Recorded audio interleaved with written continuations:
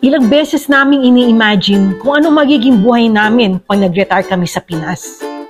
This time, we tried to visualize how it would feel.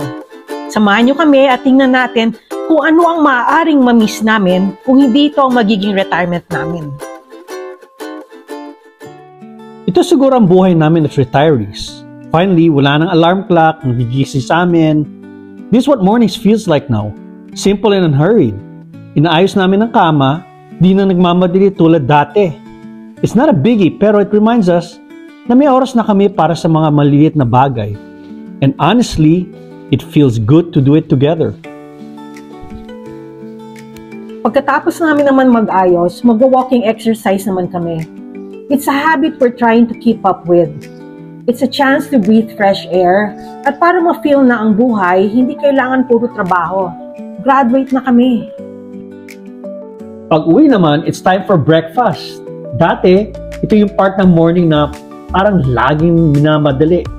Pero ngayon, it's one of the highlights of our day. Nakaupo lang kami sa mesa, walang distractions, walang emails, walang deadlines. Just us enjoying each other's company habang nagkwekwentuhan how our day would look like. During the day naman, I see myself gardening. Sa Amerika kasi, walang time mag-garden. Meron kang gardener na maglilinis ng yard mo. Pero dito, you get to do it yourself. Para na siyang therapy. Gustong-gusto ko yung mga merong fruit trees. Itong kalamansi na to, tuwang-tuwa ako dyan, especially if ako ang pipitas. Babaw, no? Sa Amerika kasi, minsan hindi na kami nakakalabas ng backyard dahil busy sa work. Pero here, we get to enjoy spending time to appreciate nature.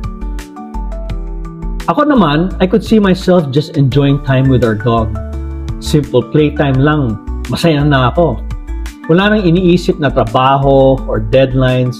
It's nice to finally have time for even the smallest things that make us happy, just like my fur baby.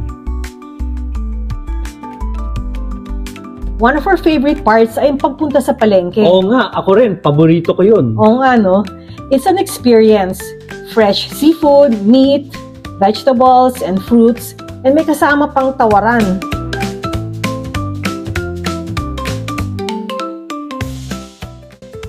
What we love about this is that how convenient everything is.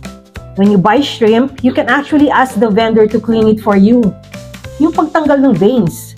Same with fish. They'll debone it or fillet it right in front of you. Ang dali, di ba? It's not just about buying fresh seafood, meat, and vegetables, but also about how personalized the experience is. May suki ka na at pagpasok mo pa lang sa entrada ng palengke, tatawagin ka na. And because the market is so close to the house, we don't even need to stock up on frozen seafood.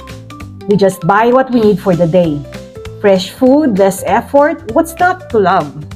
Kung ayaw mo naman sa palengke, there's a supermarket nearby. Pero iba talagang vibe sa palengke. May community feel at parang may adventure. For seafood, veggies, and fruits, we buy at the wet market. And the rest of the food items, sa grocery na lang. When it comes to cooking naman, ang sarap magluto ng fresh ingredients. Pero pag tinamad na, ang dali rin bumili ng food. May karinderya na mura and masarap at home cooked pa. Can you believe barbecue is 30 pesos per stick? Actually, mahal yan sa Seafood City dito sa California. Oh.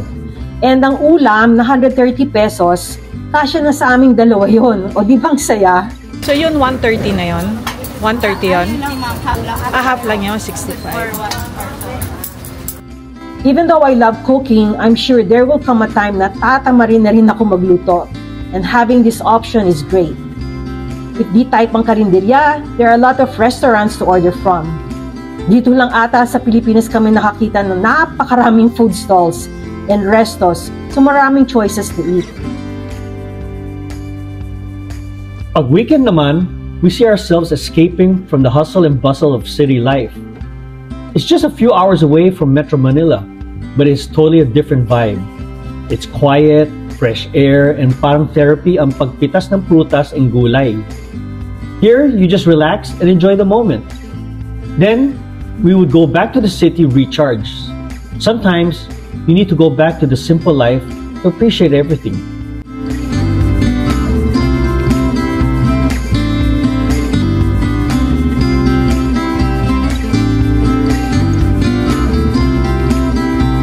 This is the life that we could be living.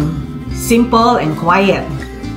Walang alarm nagigising, hindi nagmamadaling breakfast, just walking hand in hand, enjoying fresh food, and enjoying nature na rin.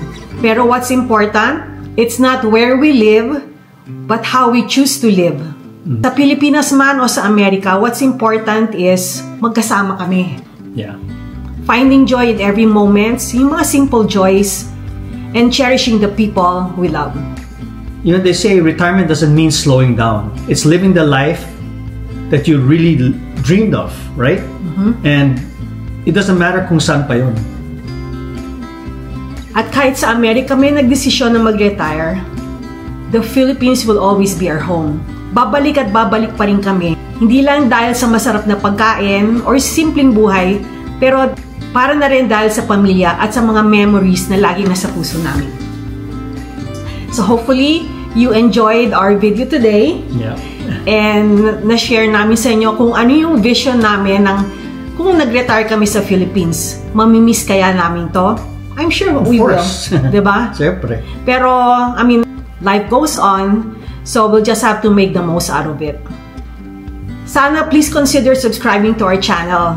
And also don't forget to like and hit that notification bell for more updates or more vlogs from us. Kita-kita tayo sa next vlog namin. Bye!